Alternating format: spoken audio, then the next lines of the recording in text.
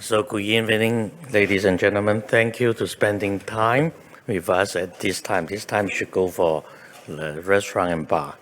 But we have a very important topic to talk about. I think about 20 years ago, I founded AIDS Care China.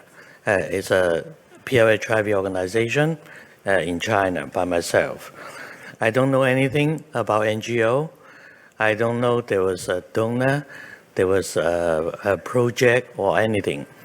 The motivation for me to starting AIDS Care China was that I was diagnosed the year before 2001, and by that time, some of the politicians in China proposed that now the leprosy cases are rare. Could we put HIV positive people into leprosy villages? And then when I read this news, I said, no, we might be in jail.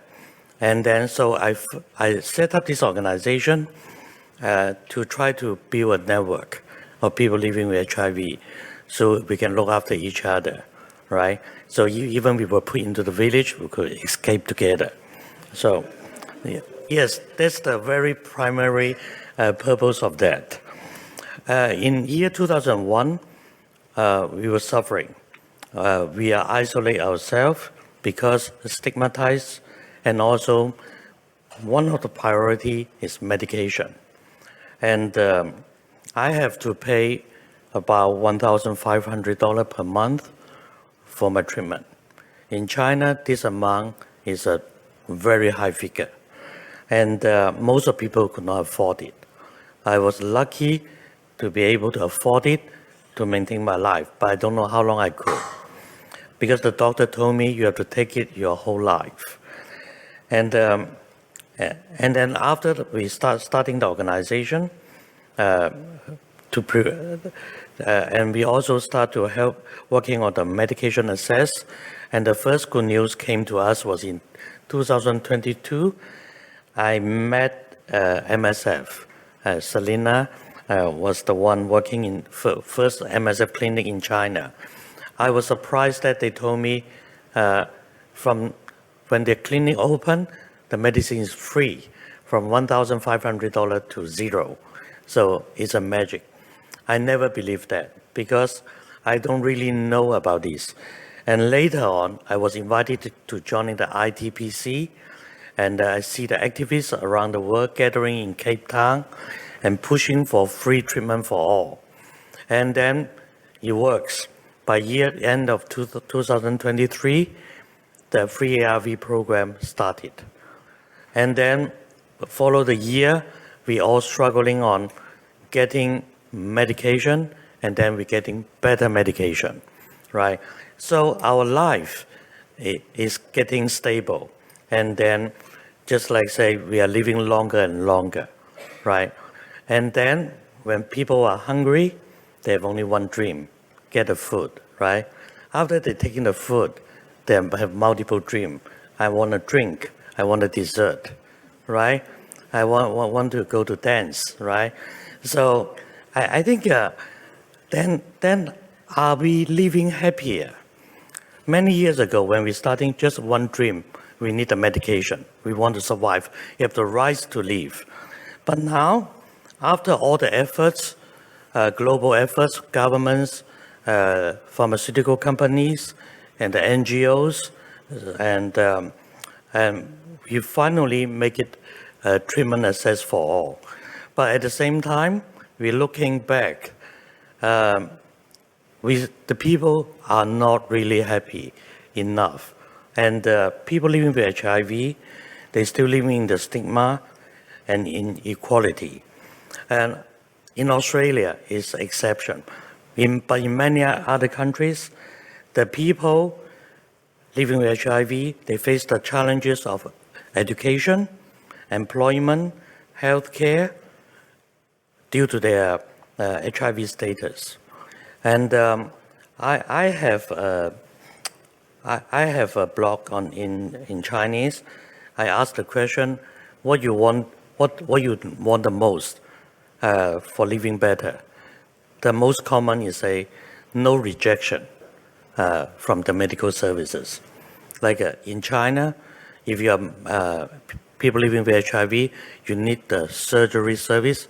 You are going to the general hospital, you'll be rejected. So still, after so many years, and I'm getting some people getting a degree and become a medical doctor, they apply to work for my organization. People is a senior accountant, apply to work for our organization.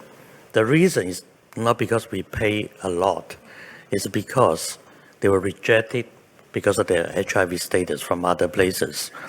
And I also experienced UNAIDS in China asking us to help some overseas students from Africa. They were diagnosed with HIV. So they were facing the challenge of the student visa, right? So all these things, making the people are not that happy. And also they can't see the future.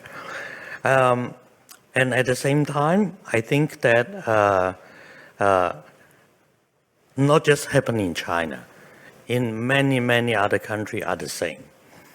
But here, I would like to talk about Australia. When I came to this conference, I joined some section relating to elimination. And Australia has been very successful in elimination, and their data is quite good. And then they're almost close to the target, right? But when they're showing the target, I noticed they share one data. The data shows that there's a higher incidence rate among the overseas-born MSN than the local-born MSN. So I think why you mentioned that, right? So I hope the interpretation of this issue, they should looking it as like a general new migrant issue. When new migrant getting into a country to settle down, they have all different kind of social, culture, economic, language issues need to be addressed. And then I think the success of Australian elimination program is their rights-based approach, less stigma and discrimination, and good standard of service. And so I think all this leads to the success of these strategies. And I think this let the world see the hope. We can really making the elimination succeed. But also at the same time, we have to see that all the countries should learn from Australia is look at their policies, how they treating the high-risk population, right? How they making the people are confident to getting tested, and then having the awareness to protect themselves, so making the new incidence lower and lower. For the new migrant population, they are new. So should giving enough time to support and helping them instead of don't make any aggressive policies. And why I mentioned that, because I wasn't happy enough before I came here. When I applied for my visa to Australia, and there was one option to declare about your health status. And then I just take yes on my HIV status. I will see what happened. Then no surprise. My application was held. I was referred to medical examination. When I went to the medical clinic for examination, they asked me a question. Are you going to live in Australia? I said, no. How long you will stay in Australia? I said, less than a week. Then why they need you to do this exam? I said, I don't know either. I don't know how healthy I need to be to come for a conference. Okay, then they just do some standard examination, and I pay and go. After 1 week, it turned back. Second medical examination. And this time is more focused. And they say, TB. So you worry about active TB, just go direct to TB. Why HIV, right? It's highly relevant. So I have to spend another $170 to get a chest X-ray and ultrasound. Then I get a visa. It took me more than 3 months for that, right? I think in this process, I think Australian government is very good for the internal policy, but are they too? I think they should make some changes on relevant policy, because around the world, everybody looking at this, and I think that when I arrive here, there's a positive launch here. I have many friends here. I asked them, "Did you declare your HIV status?" They said, "No." Why? So then I would like to ask the Australian government to consider why you put that option there. If the people knowing that if you take, you will get into trouble, right? Okay, so I think Australia have many good practices, but I think worth around the world to learn from. But at the same time, I think they should be more open to the world, right? And the other thing is about importance of the mental health support. And in 2019, the UNAIDS support a stigma surveillance. And the finding is about 70% of people living with HIV in Cambodia, where I'm working now, reported stigma-related mental health issues. And then during the past 1.5 years, we also invest. We hire psychiatrists using the WHO screening tool to develop HIV and mental health integrated services. After the screening, we found out more than 20% of the people on ART have either depression or anxiety or both. So, and then besides of screening, we also putting them on medical treatment and also intervention. And the outcome shows that it helps.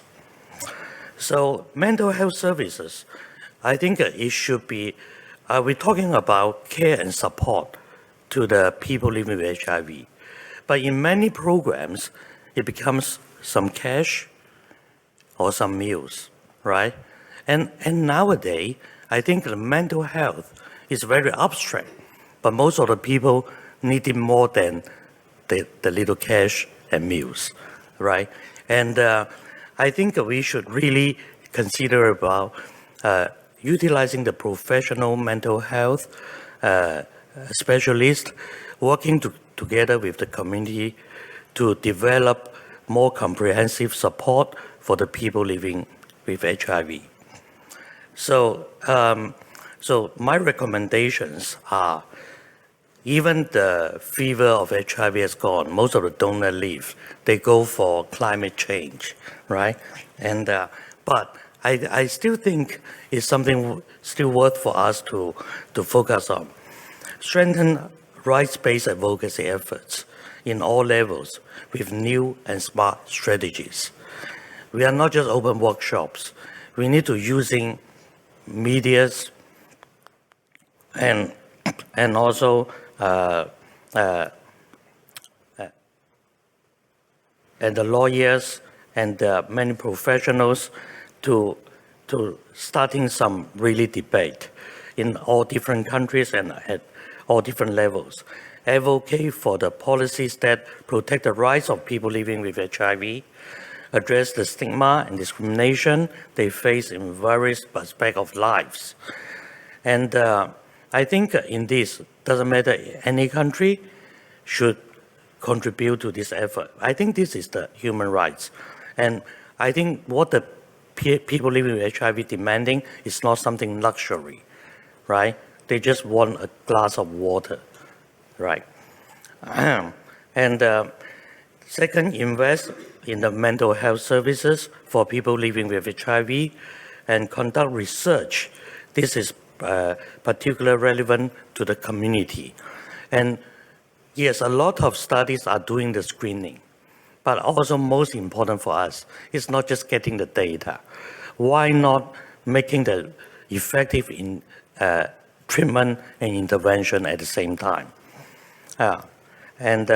So as the time limited, my final conclusion is overcoming stigma and inequality is essential for people living with HIV to a better lives. Mental health support should be prioritized and integrated into HIV services. So let's work together and empower and support one another in our journey towards a more inclusive and fulfilling life for all the people living with HIV. Thank you very much.